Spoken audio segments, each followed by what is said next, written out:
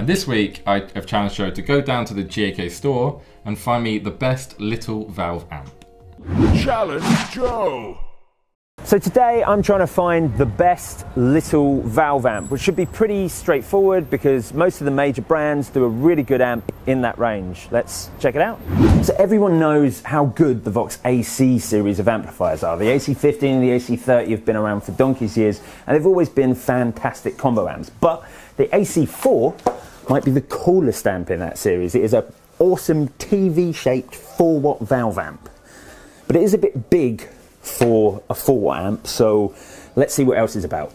Fender have absolutely dominated the 15-watt or small valve market ever since they created the Blues Junior. Now, on its 4th edition, the Blues Junior just got an FSR tweed version, probably the coolest little valve amp you can get, but is it the best?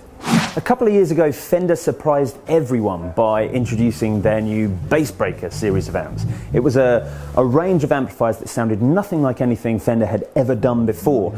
And the best thing, I think, in that series was the Bassbreaker 15, which is an absolutely incredible sounding little valve amp. But it does weigh an absolute ton.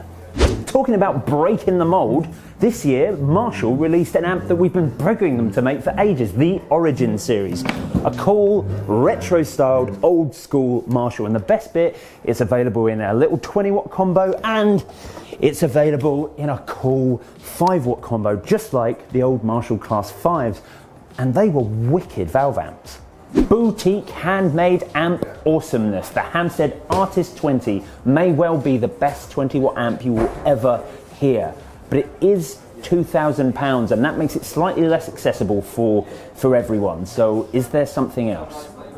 Right, so what have we got? Okay, so I'd like to point out that every amp that I picked in that video was absolutely cracking, and I think that I've decided to choose the best all-rounder, like the best 15-watt amp that I think can do more than other things. It's not necessarily the one I would have personally chosen because I think I love the sound of those Fender Bassbreakers. I thought they were absolutely brilliant. But I've chosen the orange Rocker 15.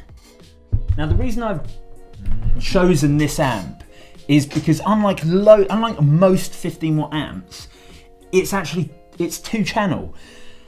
Which is great because it means you can run it super clean. And actually, I know oranges aren't like known for their clean tones, but the cleans on this Rocker 15 and on the 32 are absolutely banging. Like if you want something for a simple pedal platform, the clean channel on this orange is absolutely killer. And I love that the clean channel is super simple. It's just a volume control, which I think is great. I know there's no tone shaping, but the built-in tone shaping on there is great.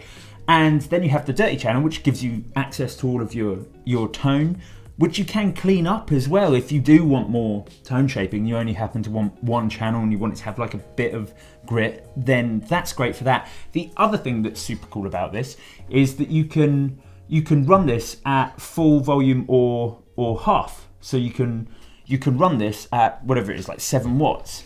So And the problem with some 15-watt amps, things like the Blues Junior and stuff, is that it's difficult to make them really like sing at home. You know, they're great small venue amps, but they're maybe not quite loud enough for some stages, but they're too loud for at home. It's almost an awkward place to be. Whereas this, you whack it down to 7 watts and it sounds absolutely cracking at home, and then you use the full 15 for your shows. I can't believe there's so much versatility in such a small 112 amp.